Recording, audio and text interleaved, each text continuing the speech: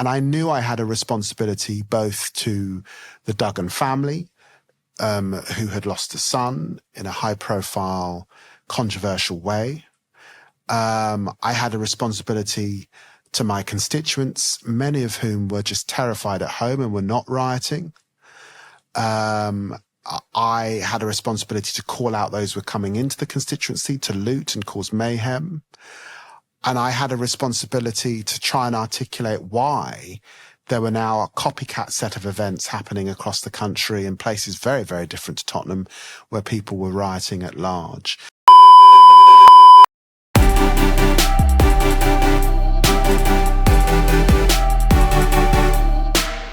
The Longest Day is a podcast from a female-founded destination practice that believes that crisis isn't an if, it's a when. We are an organisation unafraid of crisis, but have never known one to be resolved in a single day. However long the day or night that gave rise to the crisis in the first place, there's always something we can learn. I'm Leah, the founder and CEO of Broadstairs Consulting, a problem-solving consultancy offering crisis and governance advisory services to help leaders and organisations thrive and flourish. We operate in the gap between legal and public relations, at the coalface of difficult situations, believing that most crises are avoidable and the impact of inevitable ones usually can be mitigated. Our guests have overcome a litany of crises. Many of our guests have worked with us in some capacity in the past. All of them have stories worth hearing. We trust them to make this worth your while. We hope it helps you trust us. Today, on The Longest Day, we welcome the Right Honourable Mr. David Lammy. David is from Tottenham and is now the Labour MP for Tottenham. He has been an MP since 2000, currently undertaking the role of Shadow Foreign Secretary of State for Foreign, Commonwealth and Development Affairs. David was called to the bar in 1994 and practiced as a barrister in the UK and an attorney in the US. He is one of the leading agenda setters in the fields of social activism, diversity and multiculturalism. He led the campaign for the Windrush British citizens to be granted full British citizenship and has been at the forefront of the fight for justice for the families affected by the Grenfell fire. In 2017, David published the widely recognised review into the treatment of and outcomes for Black, Asian and minority ethnic individuals in the criminal justice system. In 2020, David presented a TED Talk as part of their latest Countdown series, calling for a global recognition that we cannot solve climate change without racial and social justice. Well, David, it's wonderful to have you on The Longest Day. Thank you so much for joining me. Wonderful to be here. Thank you for asking. So perhaps you might like to tell me about your longest day. My longest day, I think on reflection, and you'll understand that there are a few days in politics that can feel quite long, but the sort of stressful, intense longest day has got to be the Saturday in 2011. Saturday in August, first weekend in August, when what should have been happening is that Spurs should have been playing their first game of the season. They played that game, but then what transpired after that game was the beginning of what became known as the Riots of 2011.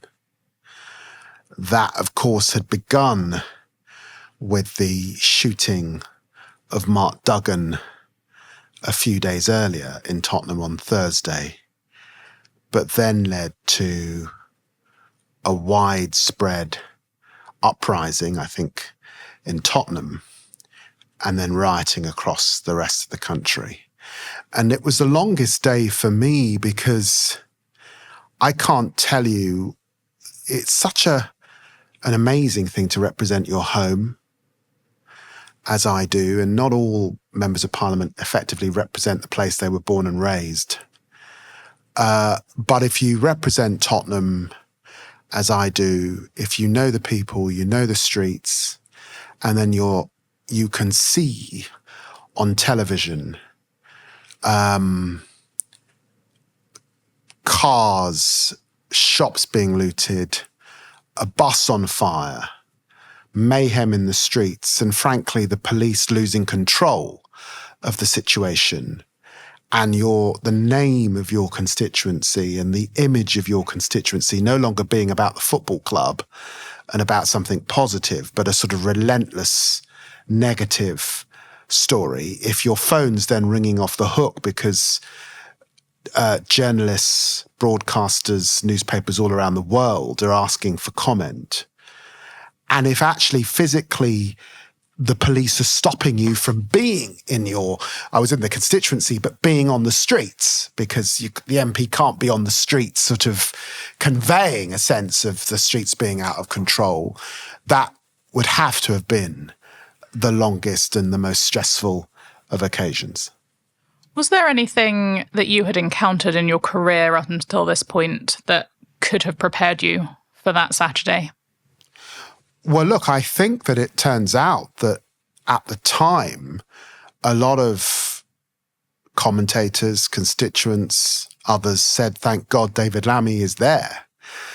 And that's for a couple of reasons. One, because, of course, because having grown up in Tottenham, I had experienced the first set of rioting that there was in Tottenham that's talked about as the Broadwater Farm riots in 1985, which led to the catastrophic and tragic murder of a police officer, PC Keith Blakelock. And it was a savage murder. He was hacked to death. And I had lived through that, experienced that, understood the way in which that story connected to the current story in some ways. But also I had been in Parliament at that point for a decade. So I was experienced. The Labour Party were now in opposition. I was an opposition MP. And I knew I had a responsibility both to the Duggan family, who had lost a son in a high-profile, controversial way. I had a responsibility to my constituents, many of whom were just terrified at home and were not rioting. I had a responsibility to call out those who were coming into the constituency to loot and cause mayhem. And I had a responsibility to try and articulate why there were now a copycat set of events happening across the country in places very, very different to Tottenham, where people were rioting at large.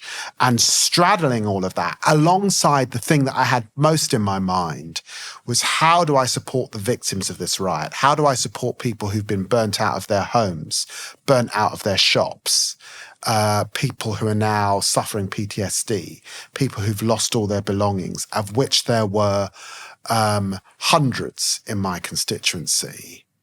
That I had uppermost in my mind, because I recall from the last set of riots that there are always victims, and the victims can get lost in this nightmare that people are experiencing. How did you get through that longest day? What?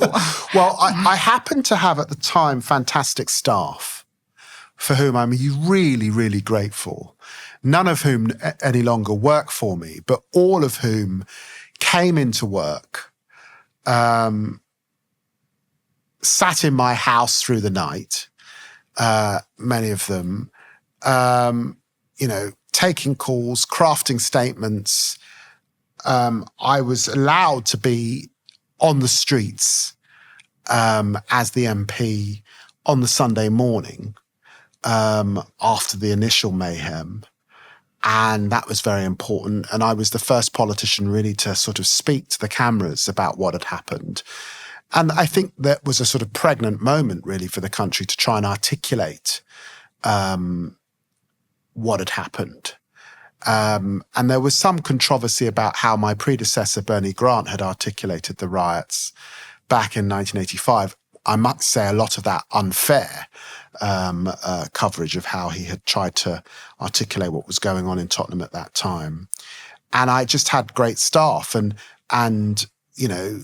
a lot of constituents ringing the office, of course, because they were in such desperate need. Never mind, of course, the Duggan family who wanted answers as to why Mark Duggan had been shot and there was no gun on him at the point at which he had been shot. It's almost one of those extremely complex crises because it's so multifaceted. What did you learn about yourself as you were stepping into the public eye to respond to many of the interview questions that were put to you and to balance that care for the victims and also that pragmatism about how to move forward? Well, as I said, my instinct was to rush in very quickly. The minute the riots were taking place, my instinct was, right, I need to be in Tottenham. I need to be on the streets. I need to go and stop people. I need to go and be amongst my constituents. And I'm really pleased that I had experienced staff that stopped me doing that. It would have been a huge mistake. As people were literally throwing Molotov cocktails at the police for the MP to sort of be in the melee of that. As emotional as I felt at the time. So there needed to be some pause. There needed to be some reflection. We needed to understand how to use the media, both to convey, I was calling for calm and for the rioting to stop. The statement I gave on the Sunday morning when I did tour the High Road was a measured statement. It was the right statement to make. I might not have easily been able to do that the day before. There was a need for me to be a channel of support. Quite a lot of charitable support came into the constituency. Corporate support came into the constituency, particularly to support the victims. There were quite a lot of important people, from Prince Charles to the Prime Minister to the Deputy Prime Minister, Leader of the Opposition, who needed to sort of be in the mix, and I was able to marshal them into what was going on properly. And there was some very heightened feelings in Tottenham and beyond, I think in the Black community and beyond, because of the circumstances surrounding the shooting of Mark Duggan, and marshalling that at the time was really, really, really tough. So it was a pressured environment. But I suppose what I learnt was pause, experience mattered, an experienced team mattered. The comms did matter because this was global comms, mattered hugely. And staying the course, because it was the case also, when one looks back on the riots, that there were other very important people that sort of called it slightly wrong. The former mayor of London, Ken Livingstone, didn't quite get the tone right at the beginning of the crisis, came under a lot of criticism. The current mayor, Boris Johnson, was absent and was pilloried when he arrived back in the country from this wasn't the people of Tottenham, this was the people of Clapham that pillared him and pilloried him and were really upset. Senior politicians talked about feral sort of, comparing human beings to rodents is never a good idea. And so there were lots around me actually that were not calling it right. And I think that there was a degree of authenticity because I was from the community, understanding, but pause, reflection, comms experience, and relying on staff, not just thinking I could do it all my own, that came to matter quite a lot. Are you feeling stuck? Has conflict got you down? Have you considered mediation? Mediation is a confidential and flexible way to resolve conflicts. 86% of all mediations end in a solution, saving time, money, and stress for all involved. Thanet Mediation Centre, a Broadstairs consulting initiative, offers mediation services to individuals and organisations in Thanet, Kent, and further afield. For more information or advice, email us at info@broadstairsconsulting.com. We are here to help you move forwards. Is there anything that, if that were to happen again, that you would do differently? Well, looking back, I had sadly found myself also predicting unrest.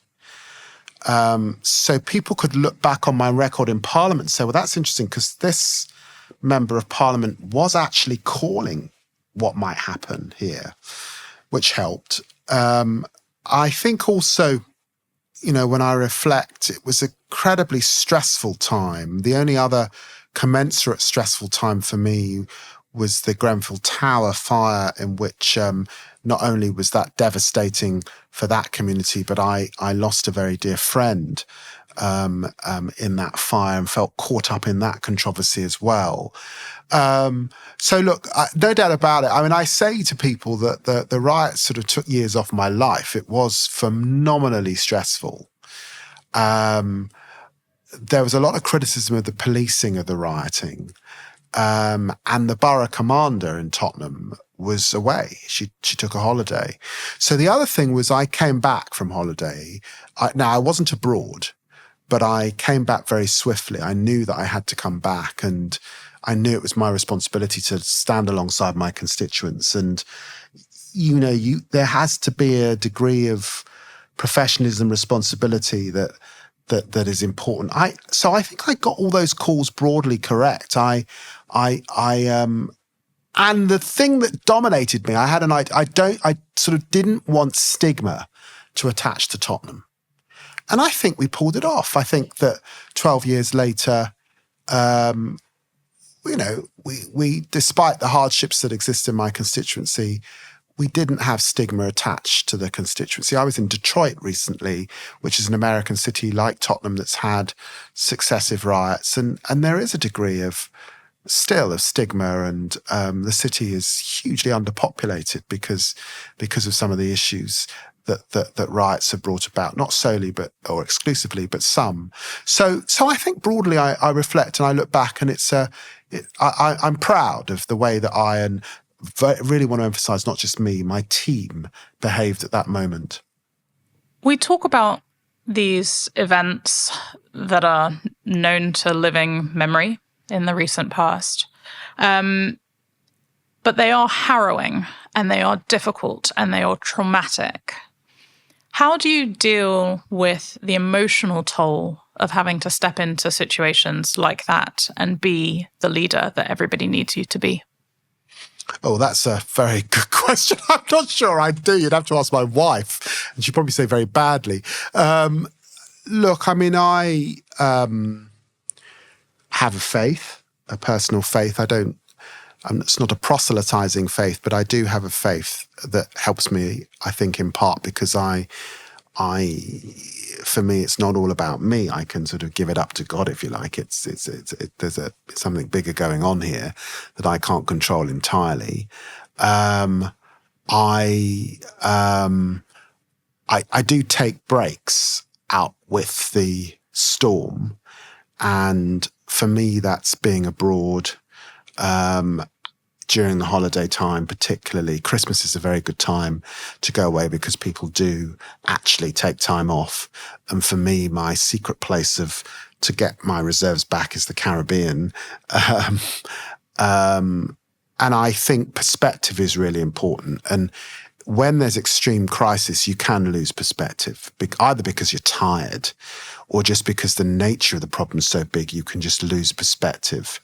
There you need staff, trusted staff. You need not yes people who'll call you out, tell you things you don't want to hear, that you respect. In politics, sometimes you need the arguments in the room in front of you, that you can see different people take this position, then you can come to a judgment. And I think that, I also, wise counsel's experience is important as well. And that comes from different places, mentors, people one's know, networks that are important to give you access to expertise and advice, I think. No, I think that's really helpful. I think one of the things that leaders struggle to do is choose a team that is both good in peacetime and in a storm. If you could choose one character trait to epitomize the best team member in the crisis, what would it be?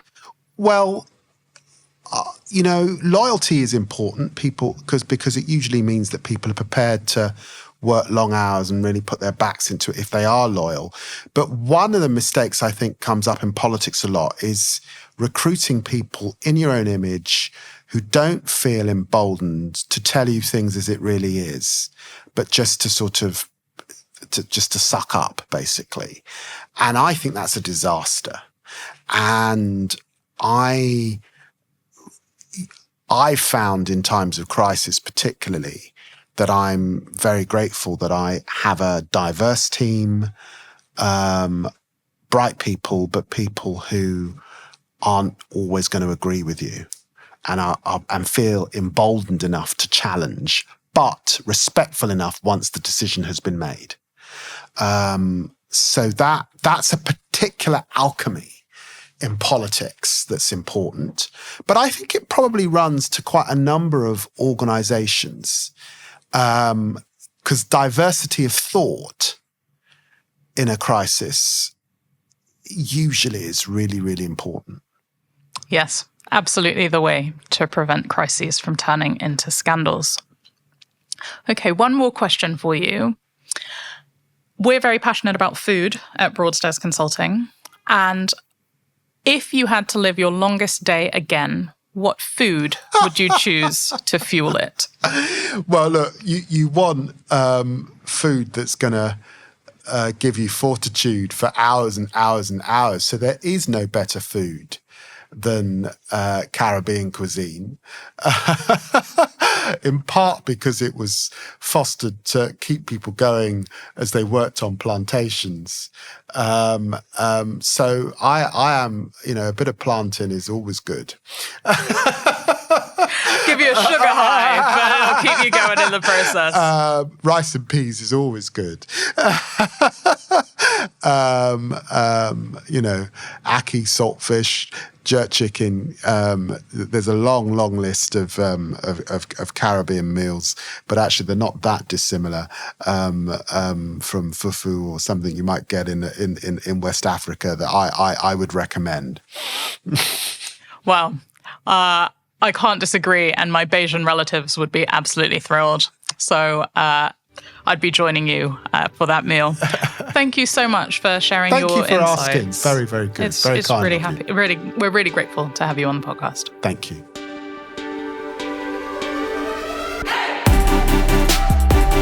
You've been listening to a Broadstairs Consulting Limited podcast. We hope you've enjoyed this episode. Tune in soon to hear the next instalment of The Longest Day. Copyright 2023. Production copyright Broadstairs Consulting Limited. All rights reserved.